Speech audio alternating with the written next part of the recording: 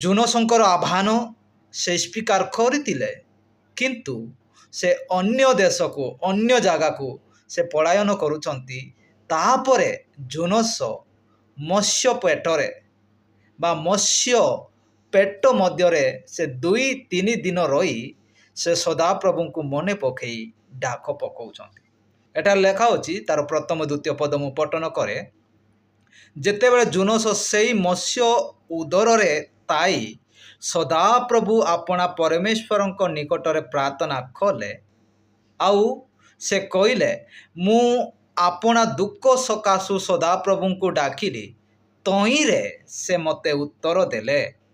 ମୁଁ ପାତାଳର ଉଦରରୁ ପ୍ରାର୍ଥନା କଲି, ତୁମ୍ଭେ ମୋର ରୋବ ଶୁଣିଲ। ପେଟ ଭିତରେ ଜୁନୋସ, ପେଟ ଭିତରେ କାହା ପେଟ? ମାଛ ପେଟ ଭିତରେ କଷ୍ଟର ସହ ଯନ୍ତ୍ରଣାରେ ଥାଇ ଦୁଃଖରେ ଥାଇ ସେ ସଦାପ୍ରଭୁଙ୍କୁ ରବ କରିକି ପ୍ରାର୍ଥନା କରୁଛନ୍ତି, ପ୍ରଭୁ ମୋତେ କ'ଣ କର? ରକ୍ଷା କର। ବେଳେବେଳେ ଆମ ବିଶ୍ୱାସର ପଥ ଏବଂ ବିଶ୍ୱାସର କାର୍ଯ୍ୟରେ ବେଳେବେଳେ ଆମେ କ'ଣ କରୁ? ଅବହେଳା କରୁ। ଆମେ ଖ୍ରୀଷ୍ଟଙ୍କର ସେବା କରିବା ପାଇଁ ନିର୍ଣ୍ଣୟ ଆଉ ସମର୍ପଣ ହେଉ, କିନ୍ତୁ ସଦାପ୍ରଭୁ ପ୍ରଭୁ ଯୀଶୁ ଖ୍ରୀଷ୍ଟଙ୍କ ସେବା କରିବାରୁ ଆମେ କ'ଣ କରୁ? ପଳାୟନ କରୁ।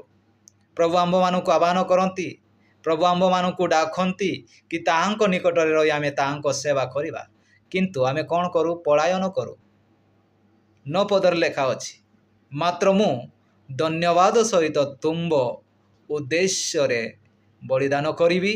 ମୁଁ ଯାହା ମାନତ କରିଅଛି ତାହା ପ୍ରତିଶୋଧ କରିବି।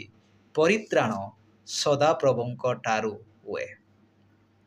ସେ ଜାଣିଲେ ପେଟ ଭିତରେ ଥାଇ, ମାଛ ପେଟ ଭିତରେ ଥାଇ ସେ ଜାଣିଲେ ଯେ ସଦାପ୍ରଭୁଙ୍କ ଦ୍ୱାରା ହିଁ, ସଦାପ୍ରଭୁଙ୍କ ଠାରୁ ହିଁ କ'ଣ ମିଳେ?